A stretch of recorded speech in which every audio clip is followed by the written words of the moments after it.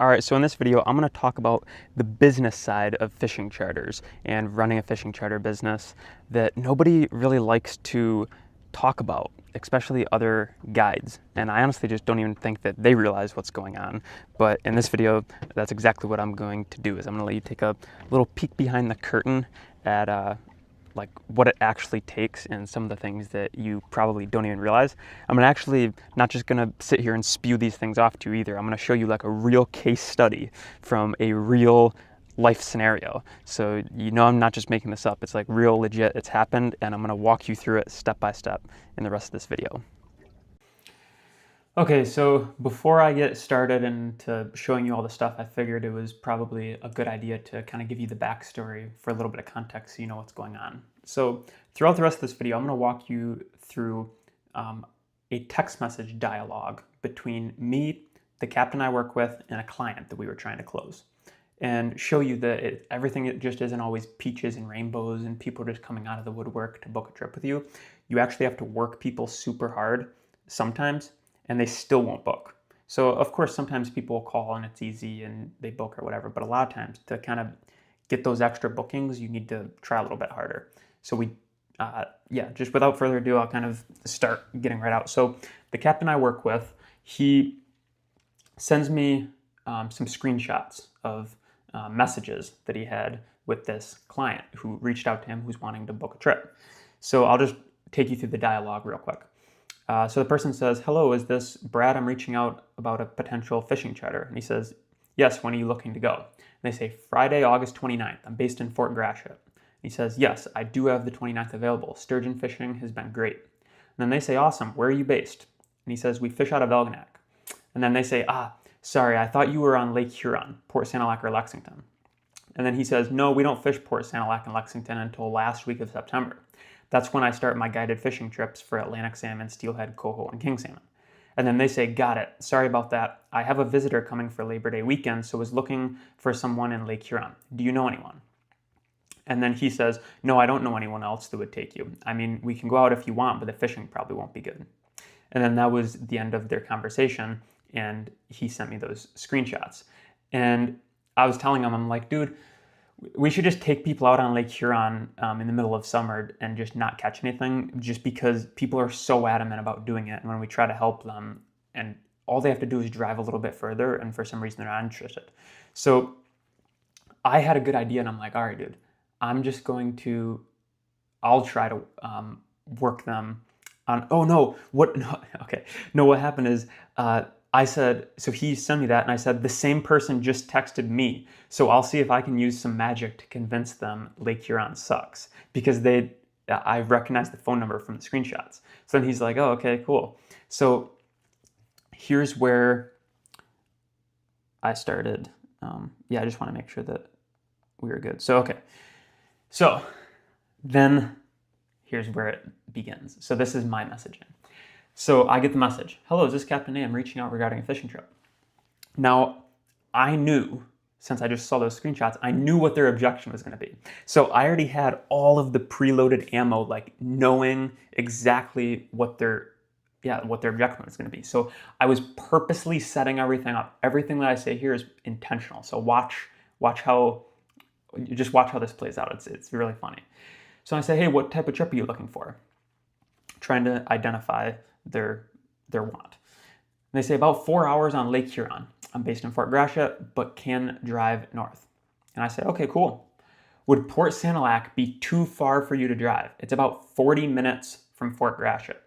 And this was with absolute intention that I said this, because this is so important that I'm going to actually circle it. So by me saying, "Would Port Sanilac be too far for you to drive? It's about 40 minutes from Fort Gratiot," I knew that I was going to get them to try to go to Elginak. And Elginak is 40 minutes from Fort Gratiot also. So they already told the other captain they wanted to go to Port Sanilac. So I'm like, all right, let's identify this need again so that it literally cannot be about the drive. Like, they cannot use that as an excuse. Then they say Port Sanilac is totally fine. Port Sanilac's totally fine. So they're fine driving 40 minutes. They just said it. So I'm like, perfect, this is setting up perfectly. So I say, "Okay, let me ask you this. Are you picky about what kind of fish you catch, or are you just looking to get out on the water and have a good time?"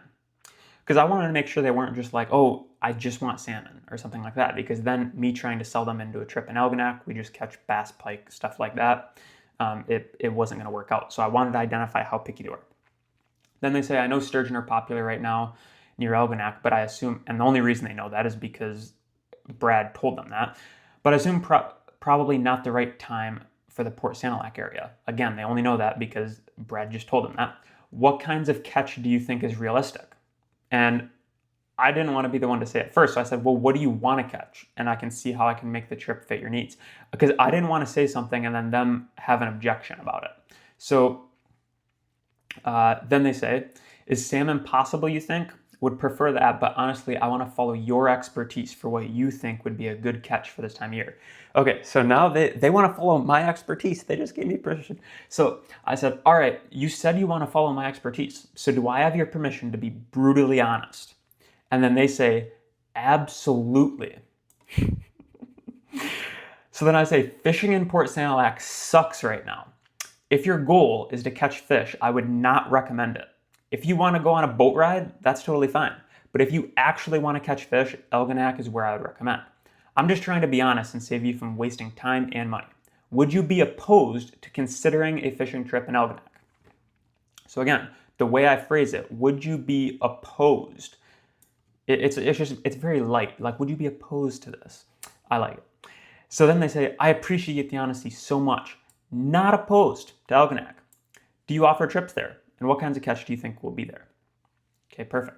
So when I say, awesome, we've been catching all sorts of species, from bass, pike, walleye, sturgeon, perch, etc. If you want, I can save the date you want so nobody else takes it. Do you have a card available to make a deposit? So this is where I'm kind of like pushing in, like, all right, let's do this. Do you have the card available? I'll save your date. Like, we're rolling over into the sale here. Then they say, what do you charge out of Elginak? I say, how many people? Because it depends. They say 2. And I say, perfect. It's $500 for a 5-hour trip. And if you put a $75 deposit down tonight, I'll make sure you can get August 29th.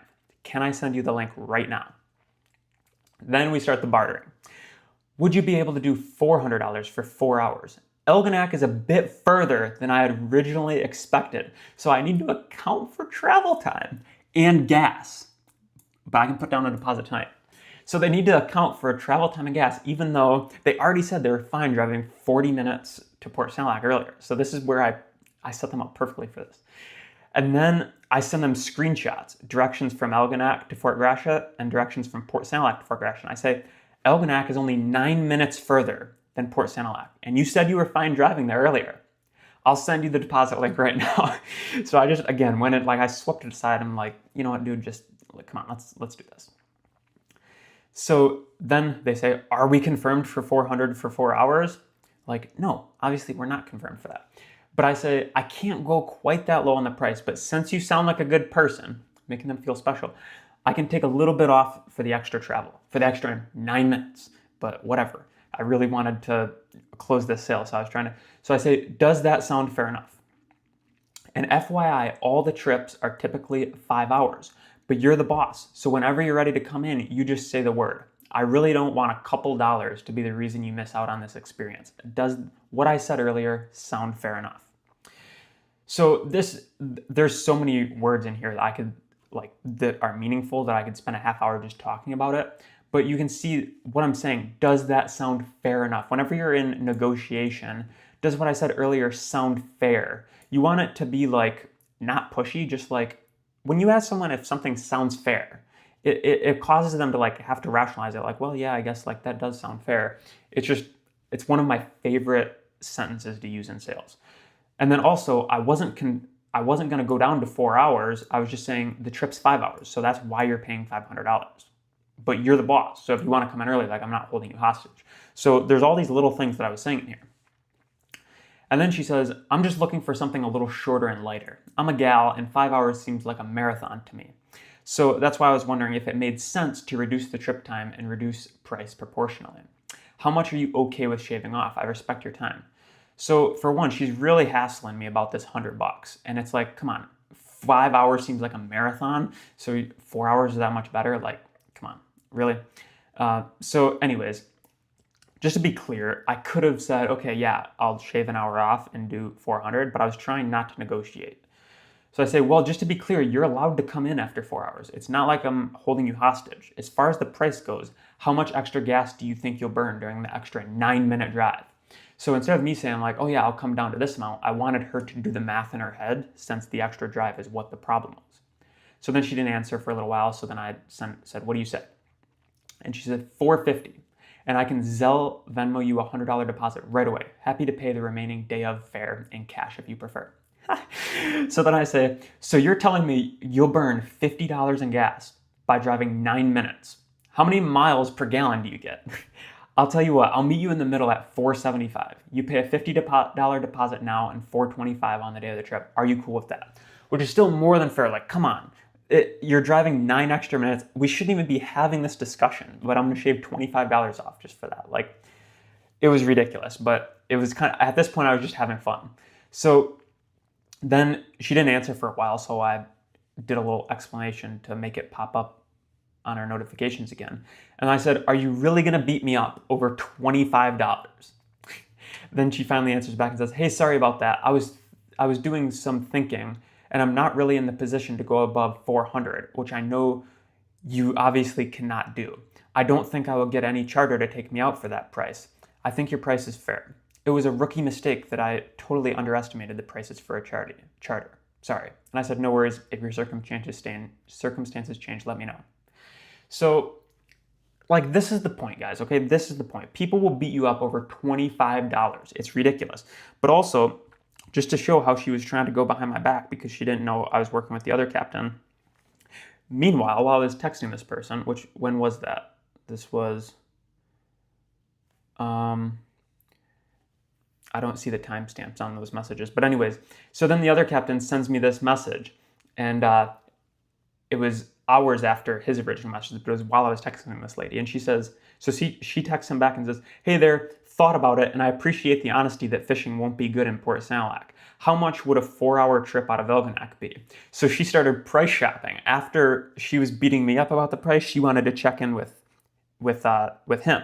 So then he tells her $500, which is the going rate. So then she gives him the whole same spiel, and he wasn't as nice about it with her or as understanding as I was, and he just drew the line because after she started giving him the spiel, he just said, no, my boat doesn't leave the driveway for less than $500. Each reel for $500. Each reel and rod you use alone is $300 to $400. And then she just, what did she even say to that? She said, it sounds super fun and I love the pink because he sent her a picture of the rod, but I can't do 500 and respect your rule. So that's just the thing, guys. People will beat you up.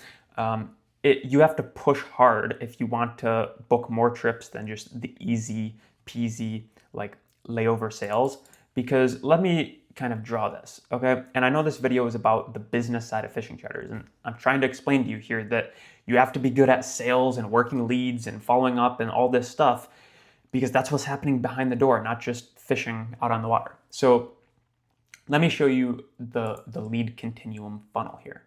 So you have, how do I want to draw this funnel? Let's draw the funnel like this. We'll draw an upside down funnel. And on each level you have tiers. Okay, so we'll say, let's make it 4 different tiers. So you have easy, like we call these layover sales, okay? So all the people in here are just like the fairly easy people to close. They call you, basically, you just need to pick up the phone and take their credit card. Like, they're easy peasy, no sales skills required, it's a piece of cake. Most of the time, you'll get this with repeat clients and stuff. Then you'll have mid-level difficulty, which this is mostly like people who don't really know you that well, but they really want a fishing trip, so they're gonna book. They just have like a lot of questions, and you have to overcome a few kind of like common objections, I guess. But it's still fairly easy to close if you have any sort of sales experience.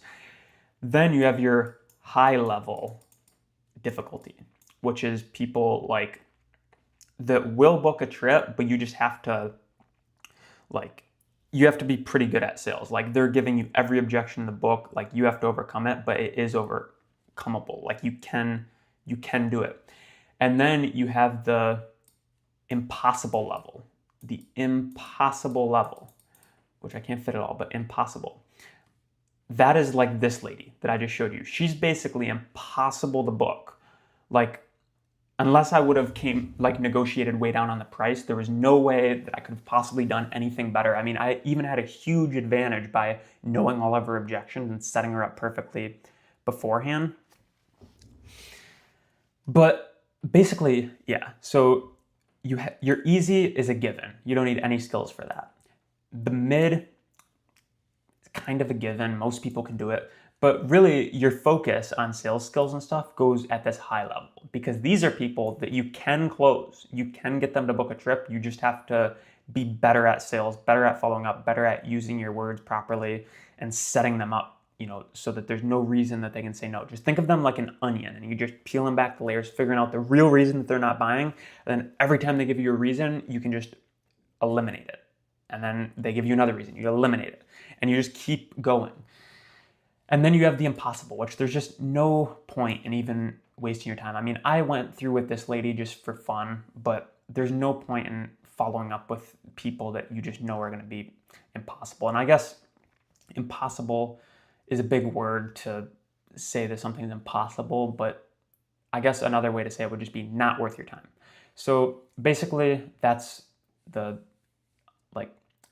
ability to sell people continuum on what I've noticed from leads calling me and how easy they are to close and things like that. So yeah, with that said, I hope you found this video helpful. If you want help getting better at sales for your own fishing charter business, or if you keep getting stuck with really anything fishing charter business related, whether it's getting leads, making sales, delivery, automating things, managing your business, making your offer, seasonal promotions, any of that sort of stuff, then check out the link in the description below this video. It's a link to my Captain Skool program. You can apply for free. We'll have a phone conversation, see if you're a good fit. If not, no big deal. If so, then I'd love to help you scale your business or start it. If you haven't even started a fishing charter business yet, I'd be happy to help you start. But anyways, that's it for this video, and I'll see you in the next one. Bye.